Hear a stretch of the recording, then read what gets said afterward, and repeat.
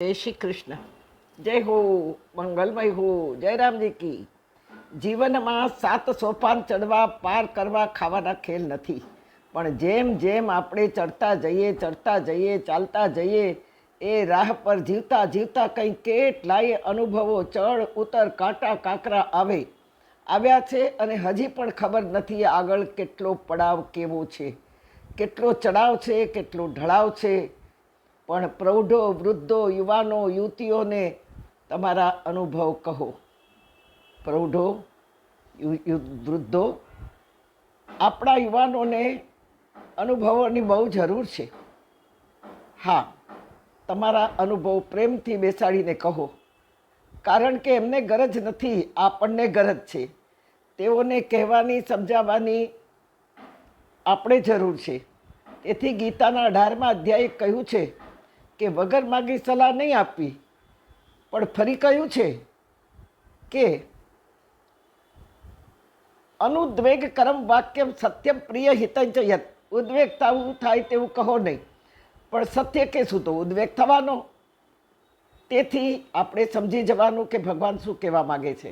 ભગવાન કહેવા માગે છે ઘરની જ વ્યક્તિ હોય, બીજા ત્રીજાને વગર માગી સલાહ ના આપો, પણ ઘરની વ્યક્તિ હોય ને કંઈક ખોટું થતું હોય, બરાબર થતું ન હોય અને કહેવું જ પડે તેમ છે, તો શાંતિથી એ વ્યક્તિ એકલી હોય ત્યારે જ પ્રેમથી કહેવું, એનો મૂડ જોઈને કહેવું. કારણ કે આપણને ગરજ છે આપણા વંશને, આપણા પરિવારને બગડતું અટકાવવાનું છે. આપણું કહેલું એમને વિચારવા દેવું, માત્ર કહી દેવું પ્રેમથી, પછી ઘડી ઘડી નહીં કહેવાનું અને છતાંય કહેવાનું કે જો ભાઈ આ મારો અનુભવ છે એટલે જ તને કહું છું. બસ એ કહીને વાત પૂરી કરવી. વારંવાર એ વાત યાદ નહીં કરાવવી. એ વિચારે ચડશે અને જરૂર ભૂલ સુધરી જશે, પણ વારંવાર રોકટોક ટોક નહીં કરવું અને પછી પણ મૌન જ રહેવું. ભૂલ કબૂલ કરે ત્યારે આપણી એક ટેવ છે, એમાં બહેનોની તો ખાસ. મેં નહોતું કહ્યું, મારું કેદી માન્યું છે, મેં કહ્યું હતું કે આમ જ કરો પણ ન માન્યું, લ્યો હવે ભોગવો. ના, ન બોલો, કંઈ નહીં, ભૂલ સુધરી ગઈ ને, કંઈ વાંધો નહીં, હવે ધ્યાન રાખજો. બસ વાત પૂરી જ કરવો, બીજી વખત ઉચ્ચારો જ નહીં. વારંવાર નહીં કહેવું, ભૂલ સુધરી જશે. મૌન રહેવું, માત્ર ટકોર જ કરવાની, ટોક નહીં કરવાનું. આ દુનિયામાં જેટલા જન્મ્યા છે ને એ પ્રથમ તો જન્માંતરના ગુણો અવગુણો લઈને જ જન્મે છે, અને તેમાં અવગુણોનો બાપ છે અહંકાર અને માં છે ઈર્ષા. વારંવાર આ વાત હું કહી રહી છું. એને કદી મારી નહીં શકાય. એને મારવા પરિસ્થિતિ જ અહંકારને મારશે અને બીજો પરિવાર મારશે.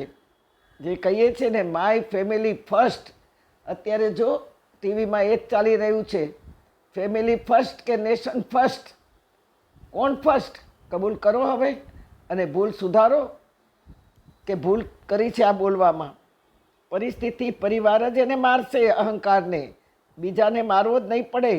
અમારા જમાનામાં મા બાપના ફોટા રાખતા, સાસુ સસરાના, અને નીચે લખતા તીર્થ સ્વરૂપ. આ તીર્થ સ્વરૂપ બાનું નામ ને તીર્થ સ્વરૂપ બાપુજીનું નામ.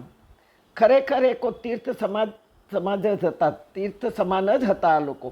પણ હવેના જીવનો જાણે વ્યર્થ જતા લાગે છે. આ બધા તીર્થ બની ગયા.